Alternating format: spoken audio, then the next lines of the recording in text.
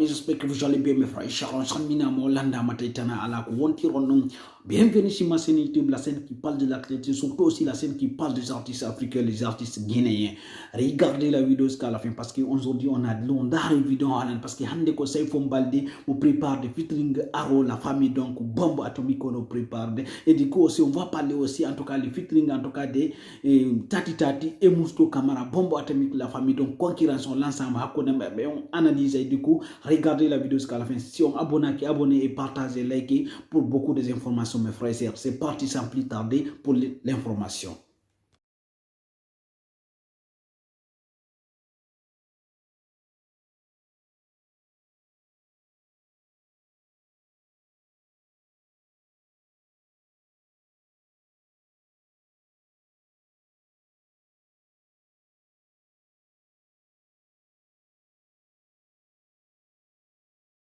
Bon retour la famille donc, j'ai vu déjà l'affiche que je viens d'afficher, donc on déjà affiche mon affiche.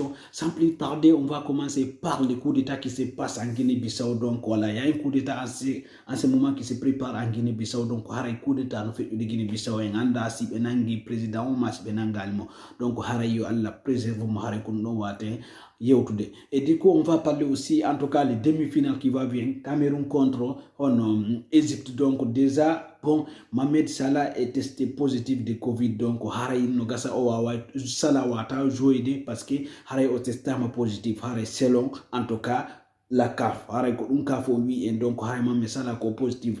Du coup aussi on va parler en tout cas dès qu'on prépare un nouveau clip qui va sortir. Donc, et qu'on vous prépare des clips pour Yalto, des balles de donc Harry des Nabi parce que qu'on Harry non on dit connaît des youth d'Afrique. Et du coup aussi on va parler en tout cas les Miss, en tout cas les participations des Miss au monde. Donc voilà, donc Harry Haïdo di Saramba Harry mo concurrence donc Harry une photo mo mi affiche donc Harry. Donc, me concurrence, faut soutenir parce que c'est très important. Maintenant, on va partir parler en tout cas de Saifou Balde et de Tati Tati. Donc, il y a un nom, il y a un fils Saifou Balde qu'on prépare de bombe atomique qu'on a attendé et Tati Tati. Est-ce qu'il y a une comparaison, il y a la famille, donc, un journée à vivre, un analyse, c'est parti d'arrêt Halana.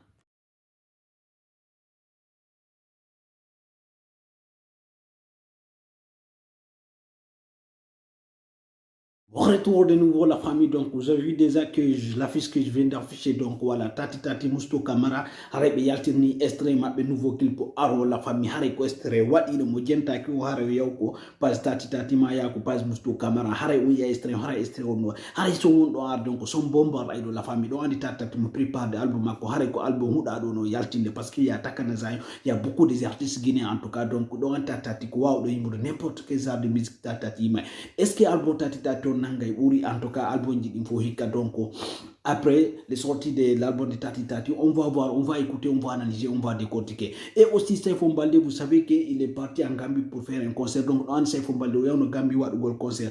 Donc Saifou Balde quand il vous prépare des clips quand il a des Fulani aro des bandes de la famille. On dit non Tati Tati a des Fulani, be wadu featuring. O donc Saifou Balde a des Fulani si wadu featuring et Tati Tati kay ton nam wadu de kay featuring a des Fulani. Haray selon en tout cas une clip haray do haray Tati Tati a des Fulani ni Tati Tati Mousto Camara et Saifou Balde adi di fulani hay ko so hombo budon habbade hay ko so hombo buta nangude Solomon parce que do andi be fu be wa yimude Saifou Balde ko neddo wawdo yimude Tati Tati kadi c'est pareil. Donc je pense que en tout cas les clips qui vont venir donc ça va être des clips en tout cas malades de la famille, ça va être en tout cas du lourd la famille. Donc entre Tati Tati et Saifou Balde haray den habbi ko clip hombo wata nangoyde Tati Tati et hono ade di fulani Saifou Balde ade di fulani la famille. Donc haray den habbi andade ko son hombo buro itanangude ko clip hombo buro itanangude. Donc haray ko do mi arno junnugol information la famille. Donc on kay don wa accude avis mon commentaire de la famille. Donc merci à demain. Si vous n'êtes pas abonné, abonnez-vous pour ne rien rater.